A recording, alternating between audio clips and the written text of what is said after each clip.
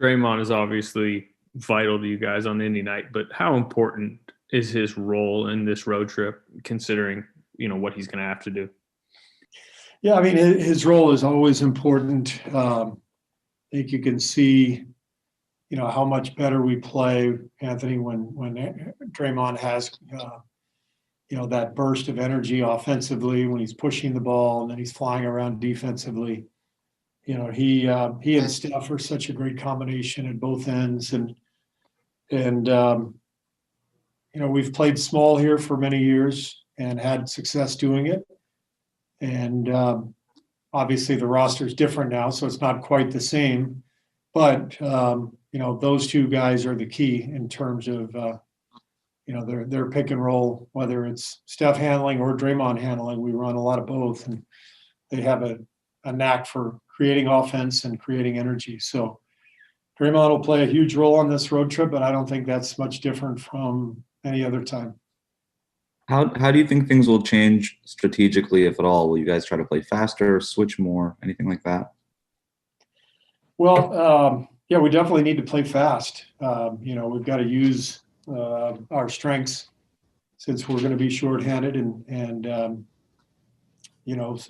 not going to have much size on the front line. We've got to try to push the pace and gang rebound and get out and play and have some fun. Try to use it as instead of using these absences as an excuse, use it to our advantage. Play to our style, play to our strengths with what we have. Steve, kind of following up on Anthony's question about Draymond, a couple games ago, you said that you didn't need more from him on the offensive end in terms of putting up numbers. Does this, what's going on now, change that idea? Not really. Again, I always judge Draymond's performance on what he brings from an energy and a competitive standpoint. And when he's doing that, that's when we're at our best. And I think we'd be perfectly capable of winning games, even playing small, if Draymond doesn't score a ton. He's probably need to be in the middle of things and have plenty of assists, but that's his game, that's who he is. So, there's not a huge margin for error when you're shorthanded like we are. So the main thing is we just need people playing well. There were a few occasions this season when you really sort of simplified the offense. With this lineup you're going to be dealing with for the next few games, do you have to do that, or is it any different?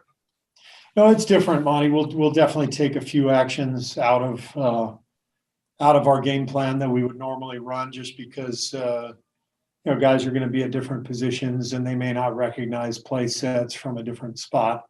So we'll definitely keep it simple and try to get stops and rebound and run and play fast, play in transition, and when we are in the half court, try to keep things relatively simple.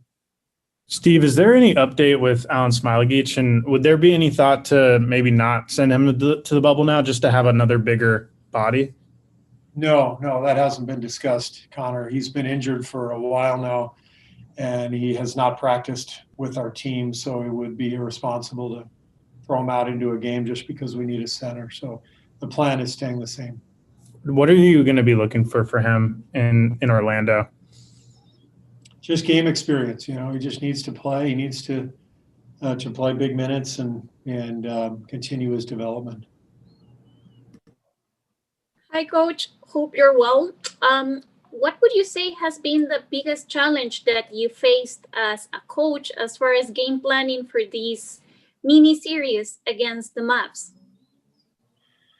Against the Mavs in particular, or any of these little mini-series against anybody? These mini-series particularly against the Mavs. Well, against the Mavs, the biggest challenge is handling the pick and roll with Luka.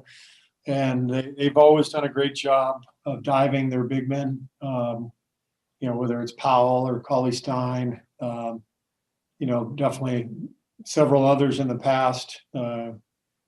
Kleber will also dive, but they put you in a lot of tough spots with their spacing and their lob threat, because Luka is such a great passer. And so that's the biggest challenge when you play Dallas.